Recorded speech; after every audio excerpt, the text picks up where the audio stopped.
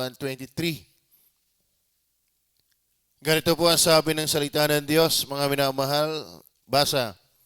Datapwat ang bunga ng Espiritu ay pag-ibig, katuwaan, kapayapaan, pagpapahinuhod, kagandahang loob, kabutihan, magtatapat, kaamuan, pagpipigil, laban sa mga gayong bagay ay walang kautusan. Manalangin po tayo, Panginoon Diyos.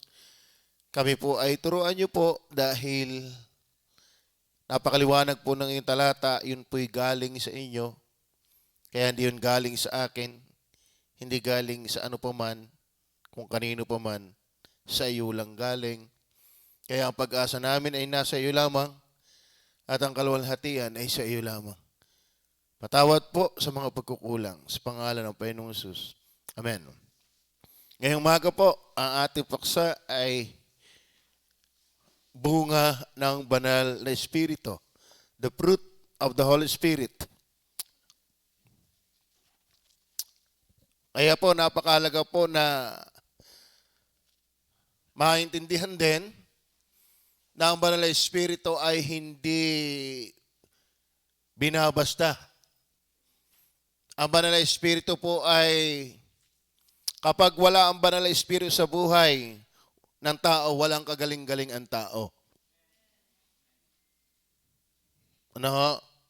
Dahil lahat po ng virtues, lahat po ng magagandang karakter na pwedeng taglayin ang nilalang na tao ay bunga ng banal na Espiritu. Ibig sabihin, kung ang tao po ay walang banal na Espiritu, tau-tauhan lang yan, walang kagaling-galing yan. Ay ang nakakalungkot to sa ibang mga paniniwala, ang banal na Espiritu ay hindi nila pinapaniwalaan. May paniniwala sila pero maling paniniwala. Ang banal na Espiritu ay pwersa lamang. Hindi siya persona. Kaya mga minamahal, kapag ganun ang paniniwala ng tao, ay hindi ho siya palangit. At ang kanyang buhay ay hindi ho tunay na makadiyos. Walang makadiyos, walang magandang buhay ang tao na walang Espiritu Santo. At walang tamang paniniwala sa Holy Spirit. Tatandaan ninyo, ang banal na Espiritu ay hindi pwersa lamang. Bakit? Ba't ang bunga niya ay ano? Sabi, ang kanyang bunga ay pag-ibig. Meron ka namang kuryenting naibig. Meron ka namang pwersang naibig. So kung bakit ang banal na Espiritu ay nagbubunga ng pag-ibig? Dahil siya'y pag-ibig. Dahil siya'y persona. Tama ba? So mga batid, lahat ng tao, kahit nga unbeliever, mayroon tinatawag na innate love. Kaso lang, wala na yung tinatawag na agape, eros na lang at phileos. Pero yung agape, yung divine love, wala na po yan sa tao. Yan po yung bunga ng banal na Espiritu. So, ang halaga po na meron pong tamang pagkaintindi sa banal na Espiritu. Tatandaan niyo po, ang banal na Espiritu ay persona at siya'y Diyos, nakapantay ng Ama at ng Anak. At kapag wala ang banal na Espiritu sa buhay ng tao, balat kayo lang ang pag-ibig niyan. Superficial lang ang pag-ibig niyan. Tatandaan niyo yan. Bakit? Bunga yan ng Espiritu. Sabi, ang bunga ng Espiritu ay pag-ibig, katuwaan. Tignan niyo ha, ang taong walang Espiritu, ang kanyang katuwaan, alak lang. Pag tumama lang sa wedding, pag nakapagpasagot ng chicks, pag nakapagbenta ng lupa, ay maganda din naman yun. Pero ang banal na Espiritu ay may tamang kagalakang ibinibigay sa tao. Ito'y makadiyos na kagalakan, makadiyos na pag-ibig. Ngayon, kung hindi ka naniniwala sa Holy Spirit, di yung kagalakan ay pag may birthday lang, pag may pistahan lang, pag may okasyon lang, pag may handaan lang, ang babaw mo. Kasi hindi ito kayang ibigay ng tao. Kaya nga, bunga ng Espiritu. Hindi ito galing sa iyo. Tama? Bunga ng banal na Espiritu. So, ang pag-ibig, ang kagalakan, ang pinanggagalingan, Holy Spirit, hindi ang handang baboy na lechon. Hindi ang daming prutas na handa. Yan ay pansamantala lang. Panglaman lang yan. At pagkatapos lungkot, bakit? Ang daming handa, ang daming babayaran. Ito pa yan. Ano ba sabi? Kapayapaan. Tatandaan ninyo, wala kang tunay na kapayapaan kung mali ang pagkaintindi mo sa banal na Espiritu. Wala kang tunay na kapayapaan kung wala kang Holy Spirit sa buhay mo. Bakit? Bunga yan ng Espiritu. Tandaan niyo po yan. Higit sa lahat, alam niyo, hindi ko na nilinang yan isa-isa. Talagang ako ay magiging probinsyano na isimatar pa. At least napapasadahan naman natin yan. Common sense naman po, pagka bunga ng Espiritu, yan po yung maka-Diyos. Lahat. Ang nature. Are you with me? Ang pag-ibig, hindi yan opposite sex. Ang pag-ibig, isa din sa aplikasyon na yan ay pang-Diyos. Pag-ibig sa kabanalan, pag-ibig sa Diyos, pag-ibig na tama sa kapwa. Pag-ibig sa kanyang salita, kagalakan, katuwaan. Alam niyo po, ang tao ay boring sa Diyos hanggat walang Espiritu ng Diyos. Alam niyo ba, maraming reliyon, pride lang yan. At gaya-gaya lang. Kaya ang sabi na, mas maganda sa amin. Ang simbahan-simbahan pa lang namin, halata nang kami ang tunay. Pinagmamalaki ang simbahan. Bakit? Ay nakaturo sa langit ang tulis. O, di pa langit. Di ka? At ay dinidisplay para makapag-akay ng tao yung magagandang gusali. Nako, sa Biblia naman ang tunay na templo ay ang katawan na tinitirahan ng Holy Spirit. Tama ba? Opo, nako.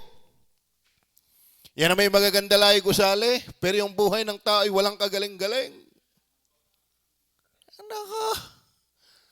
Kaya pag ikimalalim sa Bible, hindi ka madadaya ng pagandahan ng simbahan. Hindi ka madadaya ng payamanan ng mga membro. Hindi ka madadaya ng pagandahan ng suot. Ang tunay na iglesia ng Panginoon, may Espiritu ang bawat individual na buhay. At ang bunga, tatandaan niyo po ang halaga po ng bunga. Sabi ng Bible, sa bunga makikilala niyo sila. Ang puno, mahalata mong mangga. Bakit? Abay, nung lumawit ay pinya Halata mo na yan ay puno ng mangga dahil na magbungay mangga nga. Tama ba? Halata mo ang puno ng bayabas. Bakit? Nung magbungay bayabas nga. Kaya halata kang ikaw ay sa Diyos. Pag may bunga ka ng Espiritu. Kaya hindi ito claim-claim lang. Tama ba? Ayoko sa Diyos din. Nasaan ang bunga? Tama ba? May result yan. May manifestation yan. Isa ang bunga dyan ay pag-ibig, katuwaan. Katuwaan sa Diyos. Kapayapaan. Kaya tayo mga kapatid, huwag tayong matakot dyan sa mga sinasabi ng mga tao. Ang tiyakin mo palangit. Tama ba? Hindi tayo papasok sa impyerno kung ikaw ay palangit. Kahit pa lahat ng baksin ilagay sa iyong katawan. Kung una kang nabakunahan ng Holy Spirit, wala nang baksin magdadala sa iyo sa impyerno. Tama ba? Pero pag may Holy Spirit ka, meron kang bunga. Pag-ibig, katuwaan, kapayapaan, pagpapahinuhod. Kaya dapat tayo mga Baptist, hindi tayo yung palaway. Hindi tayo kung magalit ay walang hanggan. Dapat tayo ay marunong magpahinuhod. Kagandahang loob, hindi tayo dapat pakitang tao, mga minamahal. Alam mo, maraming tao hanggat hindi tinitira ng Holy Spirit, ang relihiyon, ang pagiging maka-Diyos, pakitang tao lang yan. Pero ang kalooban, hindi maganda. At ang dami hong talata niyan. Sa Marcos chapter 7, verse 21 hanggang 23. Genesis 6, verse 5. Ecclesiastes chapter 9 verse 3, Jeremiah 17 verse 9. Makikita po natin doon kung gaanong ipinakita ng Biblia kung gaanong kabulok ang puso ng tao. Alam niyo ba, ang tao hanggat walang banal na espiritu, pakitang tao lang yan. Hindi niya kaya maging totoo. Tama ba? Oo. Hanggang linggo lang yan. Kunwari, Kristiyano. Pero Lunes hanggang Sabado, tingnan mo, obserbahan mo ang buhay na walang Holy Spirit. Linggo lang, parang mukhang Kristiyano. Yung iba, hindi pa mahalatang Kristiyano kahit linggo. Kaya ang halaga dito, mga kapatid. Ang ating pag-uusapan dito ay fruit of the Spirit. Bakit fruit ay ang daming sinabi? Mamaya, titingnan natin yan. Dapat ang bunga ng Espiritu ay pag-ibig, katuwaan, kapayapaan, pagpapahinuhod, kagandahang loob, kabutihan. Kaya ang tunay na nagawa na mabuti, yung mga ligtas na. Hindi tayo gagawa ng mabuti para maligtas. Ikaw ay bumuti nang ikimagkaroon ng Holy Spirit. Hindi mo kayang maging mabuti dahil ang kabutihan ay bunga ng Espiritu. Hindi yan pagsisikap mo, yan ay bunga ng Espiritu. Tama? Ano pa? Pagtatapat. Naku! Kaya huwag kang aasa sa tao, maging tapat, maging loyal. Hanggat yan ay walang Espiritu ng Diyos.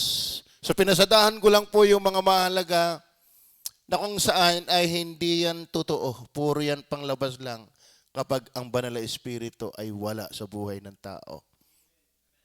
Ano? Kayo ba'y may Holy Spirit na? Ay, may bunga ho ba? May bunga. Kaya hindi, parang laging nga sa inyo sabi ko sa inyo, kami, nasa gitna ng palayanan dati ang aming bahay. Pagkagabi, walang buwan, hindi kabilugan, walang buwan. Ang dilim sa amin. Pero halata ko ang aming bahay, kita ko ang aming bahay. Alam mo kung bakit? Kami, hindi abot kami ng kuryente, pero kami may Aladdin. Alam nyo ba yung Aladdin? Yung binubomba, yung naharok. Yung may gasa. Yung may gas. Ang aming bahay ay may jealousy. So yung ilaw ng Aladdin nalabas sa bintana. Tama? Halata mong may ilaw dahil yung ilaw nalabas sa bintana. Kaya dapat halatang may Holy Spirit, lalabas yan sa buhay mo. Hindi maaaring hindi kita yan. Tama ba? Huwag mo sasabing may Holy Spirit ka lang, lalabas at lalabas yan. Ilaw nga'y hindi maitali. Yung pagkakang kapangyarihan ng Holy Spirit, kaya mo itago? Hindi. Tama? At yan ay mananatili. Kaya sabi ko sa inyo, hindi pang isang linggo lang. Bakit? Ang Holy Spirit, huwag niyong pighatiin. Bakit huwag pipighatiin ng Holy Spirit? Kasi hindi siya naalis. Noong Old Testament time, hindi siya permanent ang pagtira sa tao. Kaya umalis siya kay David, umalis siya kay Saul. Kaya sabi ni David, huwag mo paalisin sa akin ang Espiritu. Bakit? Old Testament time, pag nagkakasala, ang pinahira na lang is pwede siyang umalis. Pero sa dispensation ng church, siya yung sealed sa church at hindi na siya aalis. Are you with me? Kaya, kung ang Holy Spirit ay hindi aalis, paano maaalis yung bunga niya? Kung yung root ng fruit ay hindi maaalis. Kaya yung fruit hindi maaalis. Kaya hindi ho panglinggo lang ang bunga ng Espiritu. Buhay yan. Habang buhay yan. Kailan ba titira? Hanggang kailan natin kasama ang Holy Spirit? Sabi ng John 14, verse 16, if I will not mistaken, siya'y sa inyo magpakailanman. Kaya ang bunga niya sa inyo magpakailanman. Tama ba? Hindi yung pagka-Kristiyano, pagka-linggo'y Kristiyano. Pero pagka hindi linggo, ay inako. Sala po yung. Kaya alam niyo po, ang kaligtasan hindi yan basta sinasabi ako iligtas. May bunga yan. At ang bunga ang nagdidetermine kung sino tayo. Tama ba? Ngayon, ating po na yun, natutuwa din ako kay Rinin eh. Nilagyan yan, the Holy Spirit fruits. Kahit naman sino magbasa, bakit nga naman eh, fruit lang. Sa totoo na, ang Bible, pag-aralan mo kayo, tinanong din sa aming ordination, bakit fruit of the Holy Spirit ay merong 9 list of fruits? Pero bakit ang tawag ay fruit, di ba? Kaya hindi standard lagi yung grammar. Tama? Ang Diyos ay may kanyang grammar. Tama. Kasi fruit, pero merong 9 list. Dapat ang tama doon, fruits of the Holy Spirit. Pero may paliwanag po dyan. Sa totoo na ho, hindi kami pumasa dyan. Na ho, at ayaw ibigay sa amin yung tamang paliwanag dyan. Madadamot sila eh. Ako, pag may naalaman, bigay ko agad. Pero nung ako ay nag-research, nag-uutay-utay na, ito yung aking nakita. Tingnan nyo ha, tinagalog ko na. Nilagyan ng bilang ang bunga ng Banal na Espiritu. At ito'y siyam na biyaya niya sa kanyang mga pinanganak. Sa totoo na mga kapatid, hanggat hindi ka pinapanganak ng Holy Spirit, wala kang biyaya ng bunga niya. Hanggat hindi ka tinatahanan. Wala kang tunay na pag-ibig, wala kang tunay na kapayapaan, wala kang tunay na kagalakan, wala kang tunay na pagpapahinuhod. Puro yan, puro superficial lang yan. Okay. Ngunit, nang ipaliwanag ang lahat na ito, yung siyam, ang sinabi ay bunga at hindi mga bunga. Basahin mo na ito. Sino sabi? Nandiyan na pala yan. Sabi, hindi, yan na lang babasahin ko. Nahirapan ako din, liit na liit. Ngunit ay paliwanag ang lahat ng ito ay bunga at hindi mga bunga. At ito'y totoo sa buhay, sapagkat ang banal na espiritu ay laging ipon o maraming di hiwa-hiwalay na gawa sa buhay ng naligtas. Unawain po natin. Kasi, walang tunay na pag-aayos ng buhay sa isang bahagi lamang. Laging bunga na sama-sama. Anong halimbawa? Halimbawa, di pwedeng sa pagsisimba na lang ako mag-iigi. Pero sa pagkakaloob at pag-akin ng kaluluwa, hindi na. Kaya yung siyam, ang tawag ay isa kasi hindi naman pwedeng mamili ka doon. Magkakasama yon. Naintindihan nyo ba yon? Kaya kung masasabihin ako'y pag-ibig lang, pero ayoko ng agalakan, ayoko ng kapayapaan, hindi. Pare ang buwig ng saging, pero ang daming piling. Tama ba? Pakita natin, yun na pala din. Ganun din, kapag may love, may joy. Etc. Katulad ng isang buwig na saging, ang dapat nahihinog, di lang yung isang piling. O kaya isang bunga lang sa piling. Dapat lahat. Dapat lahat. Marami, pero bakit fruit ang tawag? Kasi hindi nga pwedeng paghiwa-hiwalayin yan. Tama ba? Kaya kung sasabihin na ako'y kay sapat na sa akin ang garni-garni, hindi. Kaya isa yan, magkakasama yan. Hindi pwedeng alisin ng isa. Kaya walang pamimili sa paglilingkod. Kasi ang bunga ng Diyos, hindi ikaw ang pumili. Diyos ang nag-design niyan. Diyos ang nag-set up niyan sa iyong buhay. Kaya magkakasama yan. Pakituloy pa, Ineng. Pakituloy pa. Dinidiscuss ko lang po yung fruit kasi issue yan eh. Kahit kay Rinin. Ano dyan? Katulad ng isang buwig na saging, ang dapat na hinog di lang isang piling o kay isang bunga lang sa piling. Dapat lahat. Kayo ba? Pag kumuha ng saging, gusto nyo isa lang bigay ang hinog? Iya? Hindi. Kahit nga sa pagpalaki ng baboy, 12. Ay, gusto ko isa lang lumaki dyan. Tama ba? Gusto, kasi yun ay automatic na yun. Okay, tuloy pa natin. Wala na dyan. Okay, meron pa yan. Ito pa. Ito pa yung paliwanag. Subukin mo sa kabilang sa negatibong panig. Subukin mong isa lamang kasalanan ng iyong pagsisihan. Asikaping pagtagumpayan. At hindi na yung iba. Makikita mong panghihinain ka yun bilang anak ng Diyos. Tama ba? Kahit sa kasalanan. Di ba? Hindi ka rin mamimili ng kasalanang pagsisisihan. Tama? Ay, ako'y tumigil na sa pag-aalak pero sigarilyo hindi pa. Hindi. Lahat ng mali, mali. At kung iisa lang ang iyong kinikilalang mali, yung hindi mo kinikilalang mali, kung tunay kang anak ng Diyos, igugupo ka niyan. Ibig sabihin, kung sa kasalanan, sama-sama, sa bunga ng Espiritu, kaya bunga ng Espiritu, kasi sama-sama din nyo. Tama ko ba? Kaya huwag kang mamimili ng aalisin. Tama. Lahat alisin, ipanalangin. Hindi, as bagay, hindi man niya maaalis. Huwag maghari. Pero ang bunga ng Diyos ay hindi iisa, pero sama-sama. Iisa, pero marami.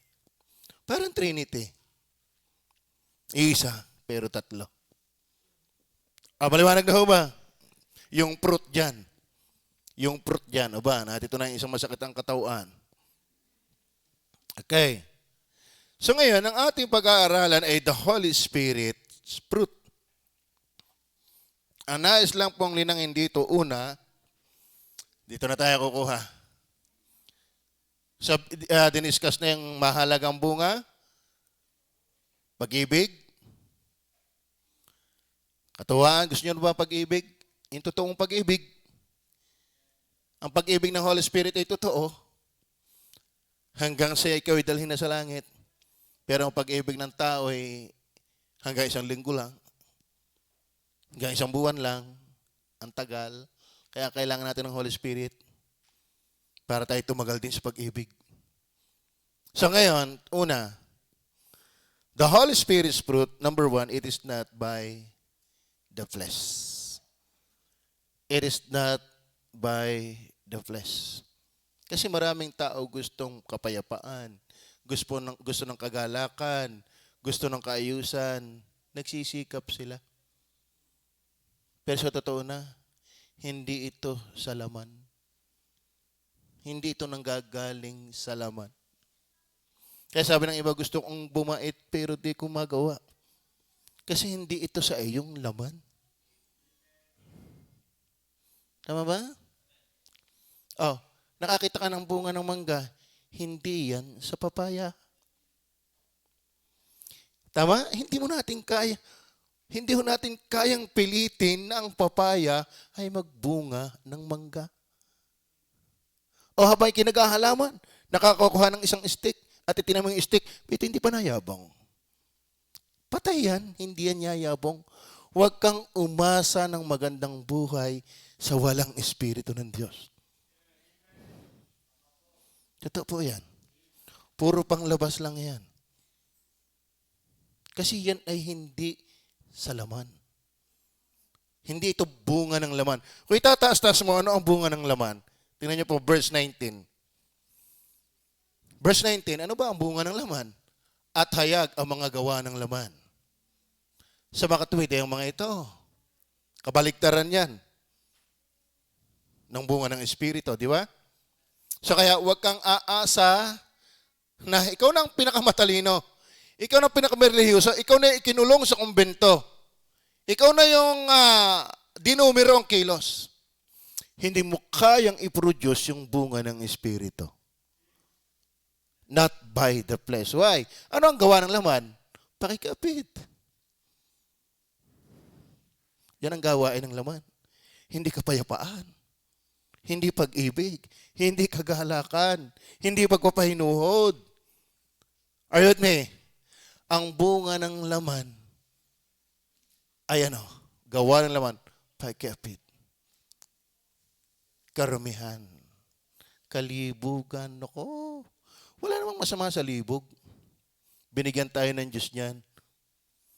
Ang masama yung outside boundary of marriage. Enjoy mo ang sex only sa pagiging mag-asawa lang. Labas dyan. Laman yan. Are you with me? Ano pa? Ano pa ang gawa ng laman? Pagsamba sa Diyos-Diyosan. Pangkukulam. Mga daw-daw. Wala talagang kaligtasan doon. Ang dami, ang tindi ng pag-aalinlangan. Puro daw-daw. Mga pagtataniman, yung bang hindi maalis na sama ng loob, puot at galit. Samantala ang bunga ng Holy Spirit ay pag-ibig at kagalakan. Kaya hindi ho kayang ibigay, hindi kayang mag-ugat sa gawa ng laman ang bunga ng Espiritu. Napaka-imposible. Naintindihan niyo ba yun? Kaya yung ikaw ay magkaroon ng kagalakan sa Diyos, magkaroon ka ng pag-ibig sa Diyos, yung tamang pag-ibig, magkaroon ka ng kapayapaan, magkaroon ka ng pagpapahinuhod, yung hindi ka pa, ay babaw, kundi meron kang kagandahang loob, hindi lang maganda yung mukha, pati ang loob. Merong wala na kang mukha, masama pa ang loob. Yan ang sinasabing tabing silangan na. Kagandahang loob. Pero yan pala hindi pala yan bunga ng laman. Are you with me? Maliwanag ho ba? Bakit? Itong laman natin ito, makasalanan ng likas. Mamaya, titingnan pa natin yan. Kung ano yung laman na yan. Hindi isa-isa ko lang yung gawa ng laman. Ano pa dyan nasabi? Pagtataniman. Yung pagtataniman, ang ibig sabihin niyan po ay yung hindi marunong magpatawad. Pag may Holy Spirit ka, ramdam mo ang bigat pag hindi ka nagpapatawad. Pero pag wala kang Holy Spirit, over my dead body. Kaya nga may ubusan ng lahi eh. Nababasa niyo ba yan? Sa Calvin File? Marami akong alam yan. Kaso lang sumuko yung isa. At hindi na gumanti nung patayin ulit. Bakit? Hindi na niya kilala kung sino kanyang kalaban. Yung pala ibang umulpot na generation. Dati bantay niya. Ay basta lang tutumbahan, hindi ko nakaalam. Lumayo na. Dahil lang walang Holy Spirit, ubusan kung ubusan. Puot ang nag-abahari sa buhay ng taong walang Espiritu ng Diyos. Naintindihan niyo ba yan? Kaya huwag niyo mamaliitin yan. Kaya halata mo ang kulto eh. Sa paniniwala pa lang sa Holy Spirit, kulto yan. Kapag ang paniniwala mo sa Holy Spirit ay hindi Diyos, hindi persona, wala kang katinutinong tao. Bakit? Hindi mo ito kayang i-produce. Ito'y bunga ng Holy Spirit. Pero kahit anong sama mo na, kahit anong tigas ng pagkatao mo, pag kinuras ka ng Banal na Espiritu, mababaligtad ang senaryo. May pagbabago talaga. Bakit? Ang pusong bato, dudurugin niya ng Holy Spirit para gawing pusong laman. Tama ba? Kaya itong tutusin mga kapatid, ang tunay na pagbabago ay pangloob, papuntang labas. Hindi pang labas, papuntang loob. Bakit? Ang sakit ng tao ay nasa loob. Sa totoo na. Maraming tao kayang magmukhang maka-Diyos panglabas. Mukha lang yon. Kaya sabi ng Bible, o kayong mga Pariseo, mga pagpaimbabaw, para kayong mga libingang pinaputi. Sa labas ay magaganda, pero sa loob ay puro mga buto ng kalansay, malalansa at mababaho. Ganyan ang tao hanggat walang Holy Spirit. Ginagayakan lang ang panlabas, pero walang pagbabago sa loob. Ang halaga po na yan. Kaya sa akin, tatanungin kita, ano paniniwala mo sa Holy Spirit? Ay, ang Holy Spirit ay purisa lang. Buaw ka. Wala kang tunay na magandang pagkatao. Dahil ang magandang pagkatao ay bunga ng Espiritu Santo. Alin ang gusto niyong itanim na palay? Yung ipa o yung may laman? Kapag ang gusto mong itanim ay yung ipa ka rin. Buhaw ka rin. Are you with me? Kaya wag ho kayong paniwala sa relihiyon. Tatanungin ninyo ang paniniwala nila sa Holy Spirit. Tama ba? Nako, ay sa dami diyang mali ang paniniwala sa Holy Spirit.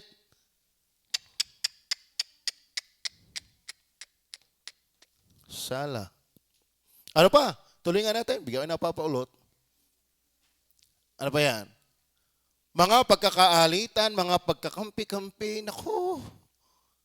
Mga pagkakabahabahagi, mga hidwang pananampalataya, ibig sabihin, ang tunay na pananampalataya hindi galing sa tao. Hindi galing sa laman. Kaya yung tunay na kaligtasan, yung pananampalataya na nakakapagligtas, hindi yan binigay sa iyo ng sino man. Yan ay bunga ng Holy Spirit. Mga kapanaghilian, naku, yan ang tao. Katangos-tangos ng ilong, nagpa-opera pa samantala ko'y sapat na. Mga paglalasing, ay sulong. Gawa ng laman yan. Hindi gawa ng espiritu yan. Kaya ang taong walang espiritu, dominado ng gusto lang ng laman. Kaya ang nakikita sa tao, hindi bunga ng espiritu, bunga ng laman. Kapag ang namamayagpag sa iyo, bunga ng laman, wala kang espiritu. Pero kung ang namamayagpag sa iyo ay ang bunga ng Holy Spirit, kahit nagkakamali ka, pero halata pa rin bakit ang namamayagpag ay Holy Spirit. Kahit tayo may Holy Spirit na nagkakamali pa tayo, bakit? May old nature tayo. Pero kumbaga sa typewriting, mga kapatid, na wisik ka ng ink, ang maturity pa rin, malawak ay puti. Tama ba? Kumbaga sa isang pader, inihian ng walang modo. Gandang-gandang pader, doon pa umihi. At hawak pa ang kamay. Ano yung aso? Bakit daw ang aso pagka naihi, itinataas ang paa? Bakit? Baka dumatumba. Inaagapan na agad. Ano? Ganda-ganda pader. Nalagyan ng putik. Mas malawak pa rin yung maganda. Alam mo, ang tunay na may Holy Spirit, nagkakamali ka. Pero halata mo pa rin kay may Holy Spirit. Tama ba? Tama ba? Kayo ba'y halata? O ang galing nyo magdala? Mga kapanaghilian, mga paglalasing, mga kalayawan. Naku, ang mundo kaya ayaw na ayaw sa Diyos, mas mahilig sa kalayawan. At ang mga katulad dito tungkol sa mga bagay nito, aking pinagpapaunang ipaalala sa inyo, tulad sa aking pinagpapaalaala ng una sa inyo, na ang mga nagsisigawa ng gayong mga bagay ay hindi magsisipagman ng karya ng Diyos. Kaya, fruit of the Spirit, the Holy Spirit, is not by the flesh. Hindi naman sinabi fruit of the flesh Kaya nga, fruit of the Spirit. So, ibig sabihin, hindi mo ito kaya. Tama ba? Nagtanim ka ng kamatis, sana kalabasa, ang umultaw, sana Hindi. Ang kamatis, ang uultaw dyan ay kamatis. Nagtanim ka ng niyog, sana lang ka. Hindi. Niyog yan. Tama ba? Ang laman, hindi magpuproduce ng magandang pagkatao. Bunga yan ng Holy Spirit. Tama ba? Ay kalabis na akong isa-isahin ko yung yung lilinangin, yung isa-isa yung love. Maganda po yan kung lilinangin din natin. Yung joy, peace. Pero yan ay tumitiyak, yan ay maka-Diyos na buhay. Kaya walang tunay na maka-Diyos na buhay kung walang Espiritu ng Diyos. Naliwanag ko ba? Meron akong kilala, for the sake ng family, nagbago. Nababago din for the sake ng family. Pero yung relasyon sa Diyos, hindi nababago. Wala pa ring hilig. Pampamilya lang ang drive. Pero hindi hilig ang Diyos. Meron naman akong kilala, pumasok ng Karsul si Leo. Ang tawag namin si Father. Habang mayo, ang bait. Kapit nung mawala ang mayuhan, babaero na. Lasinggero na. Kasi hindi mo kayang ibigay yung kayang gawin ng Holy Spirit. Hindi ka pwedeng rumilyebo doon. Siyang origin na yun. Siya lang ang posibilidad na yun, hindi ikaw. Kaya ang kailangan sa iyo, magkaroon ng Holy Spirit. Tama? Naliwanag ko ba? At sabihin ko sa iyo, katulad ng naulit ko sa inyo, ang bunga ng Holy Spirit, hindi yan pang isang linggo lang. Yan ay habang siya'y nasa iyo.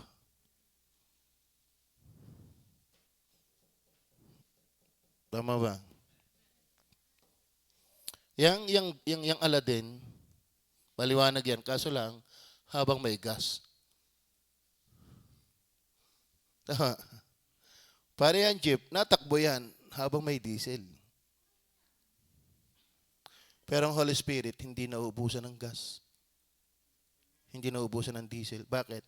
Hebrew 9 verse 14, ang kalikasan ng Holy Spirit ay walang hanggan. Kaya ang bunga niya hanggang sa langit. Tama. Kaya diyan palang halata na ang kulto eh. Oy, may nag sa akin eh. May nag-open up sa akin. Isang malaking paniniwala. Kilala ko naman yan, mga kaklase ko naman yung mga yan. Gaya. Mga bawal ang baboy, sila din ang nagpapaalaga. Kung hindi ka na nakain ng baboy, nagpapaalaga na lang kami.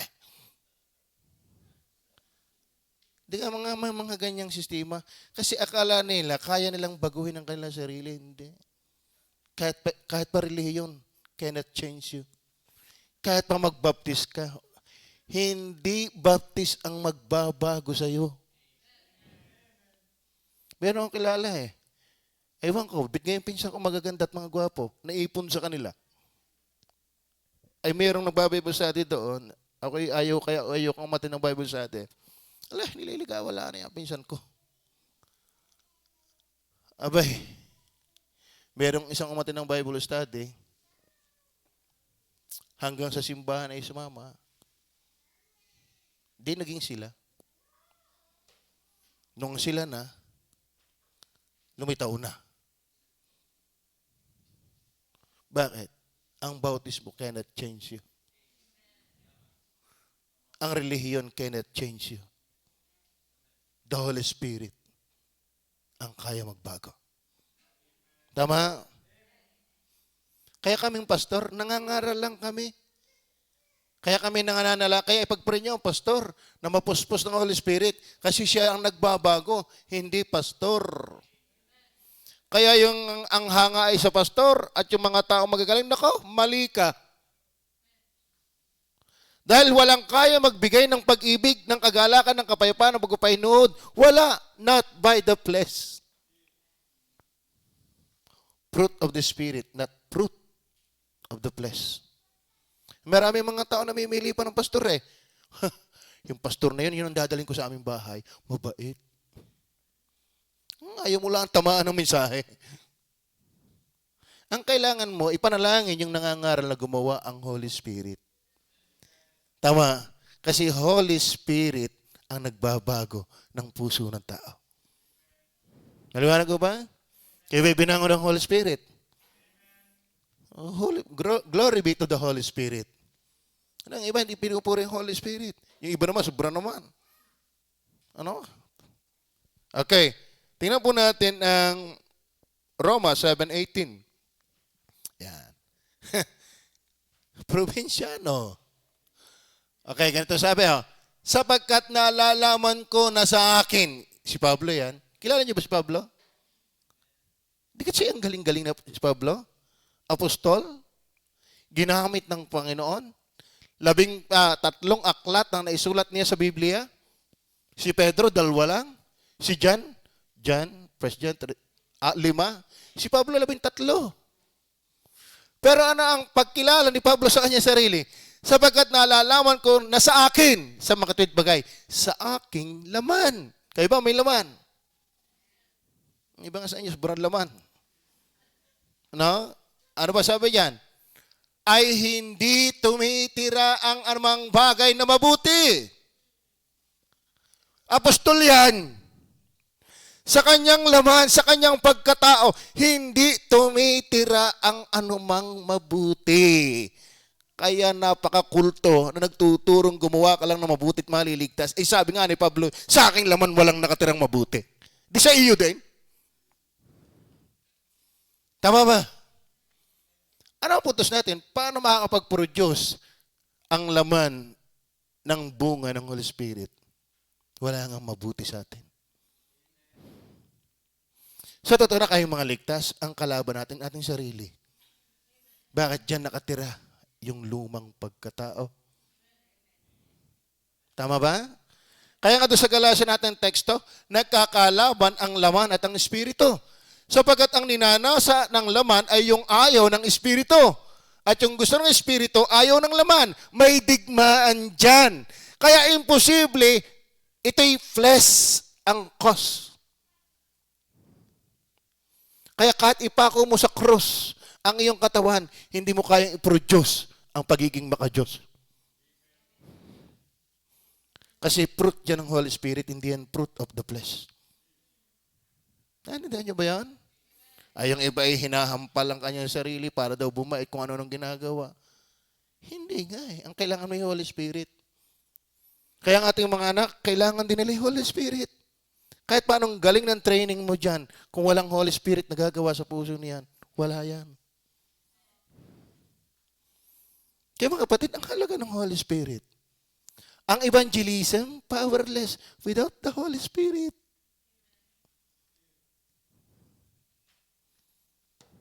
Amen.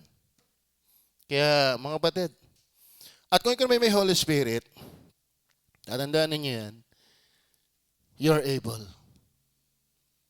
You are able. Kaya mo na gawin ang bagay ng Diyos. Kasi bunga yun eh. At hindi mo yun bunga. Bunga ng Espiritu. Tama? Amen. Maliwanag po yan. Hope 14 verse 4. Tingnan niyo po, Hope 14 verse 4. Tingnan po natin ang talata. Hindi ho tayo basalaan dito, sabi. Sino makakakuha ng malinis sa bagay na marumi? Wala. May sagot na. Yan ang magandang tanong, may sagot din agad. Ano nga sabi ni Pablo? Sapagkat walang tumitira sa akin mabuti. Laman. Kaya sabi naman ni Job, sino makakakuha ng malinis sa bagay sa marumi? Wala. Kaya hindi pwedeng flesh ang panggalingan ng magagandang tunay na pagkatao. Alam mo, ang tunay na magandang pagkatao, nakasalalay sa Diyos. Hanggat hindi ka maka-Diyos, hindi ka tunay na mahusay na tao. Puro ka pakitang tao lang. Tigas, no? Tigas yan. Ayun eh, ano pa anin? Ay si Pablo mismo yung nagsabi, walang tumitirang mabuting bagay sa akin, sa makatwid bagay sa aking laman. Wala. Iba kasi yung mabuti at mabait. Tatandaan nyo lagi ha. Maraming tao ay mabait, pero hindi ibig sabihin na mabait, mabuti. Pwede pang automatic na ang mabuti, mabait, pero hindi lahat ng mabait, mabuti. Ang standard kasi ng pagiging mabuti, wala kang kasalanan. Ikaw ay banal. Kaya Diyos lang ang mabuti. Bakit? Siya lang ang walang kasalanan. Ikaw ay mabait, pero hindi ka mabuti. Bakit? Makasalanan ka. Pero bakit yan? Bakit ang bunga ng Holy Spirit kabutihan? So ibig sabihin, sa kanya galing ang kabutihan. Hindi galing sa'yo. Bakit? Masama ka nga eh. Kaya walang bubuting tao na hiwalay sa mabuti.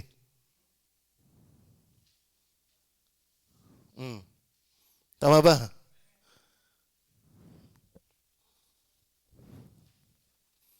Matigas yan. Ayaw ng husa over yan.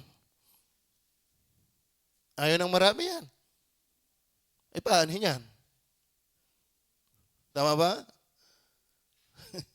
Isulaw. Totoo ba yun? At yung totoo sa buhay? Totoo sa buhay yun? Isa pang talata.